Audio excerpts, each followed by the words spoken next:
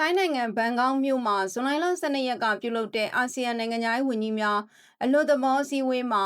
မြန်မာအရေးဖြေရှင်းနိုင်ဖို့ချမှတ်ထားတဲ့အာဆီယံဖွဲ့ရဲ့ဘုံသဘောတူညီချက်9ရပ်ကိစ္စကိုရွေးတုအစိုးရရဲ့ဆုံးဖြတ်ချက်အတိုင်းသာကောင်ထည်ဖော်သွားမှာဖြစ်တယ်လို့ရွေးတုအစိုးရခန့်နိုင်ငံသားဝန်ကြီးဦးတင်မောင်ဆွေကတုံ့ပြန်ပြောကြားလိုက်ပါတယ်။ရွေးတုဆိုရဝန်ကြီးဦးတင်မောင်ဆွေကတိမ်မွေးနှက်နေတဲ့မြန်မာနိုင်ငံရဲ့အခြေအနေကိုနားလည်သဘောပေါက်ဖို့လိုအပ်ကြောင်းလဲအဲ့ဒီစည်းဝေးမှာထည့်သွင်းပြောဆိုခဲ့တာပါ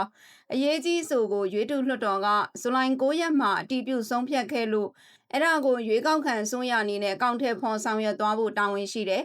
မြန်မာနိုင်ငံရဲ့တိမ်မွေးနှက်နေတဲ့နိုင်ငံရေးအခြေအနေကိုလည်းနားလည်သဘောပေါက်ဖို့လိုအပ်တယ်လို့၎င်းကပြောဆိုဆွေးနွေးခဲ့တယ်လို့ရွေးတုအစိုးရရဲ့ထုတ်ပြန်ချက်မှာဖော်ပြထားပါတယ်ဒါအပြင်မြန်မာနိုင်ငံရဲ့ပကတိမြေပြင်ခြေအနေတွေနဲ့ကိုက်ညီတဲ့အပြုသဘောဆောင်တဲ့ရှုမြင်သုံးသပ်မှုတွေပြုလုပ်ဖို့တိုက်တွန်းလိုကြောင်းနဲ့၎င်းတို့အနေနဲ့မူလအခမ်းကဏ္ဍနဲ့ခွင့်ရေးတွေ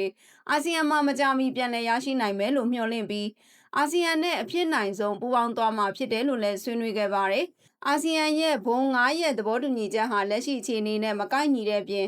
မြန်မာပြည်တွင်းရေးကိုဝင်ရောက်ဆွတ်ဖက်နေပြီးဒန်းနူရည်တူရှိမှုကိုထိခိုက်စေတာကြောင့်ပယ်ချကလိုအပ်သလိုပြင်ဆင်သုံးသပ်ဖို့ရွေးတုလွှတ်တော်မှာကန့်ကွက်သူမရှိအတည်ပြုဆုံးဖြတ်ထားပါတယ်။အဲ့ဒီအရေးကြီးအဆိုကို2025ရွေးတုရွေးကောက်ပွဲမှာကလောမဲဆန္ဒနယ်ကအနိုင်ရကြံ့ခိုင်ရေးပါတီအမတ်ဒေါက်တာနန္ဒာလှမြင့်ကစတင်တင်သွင်းခဲ့တာဖြစ်ပြီး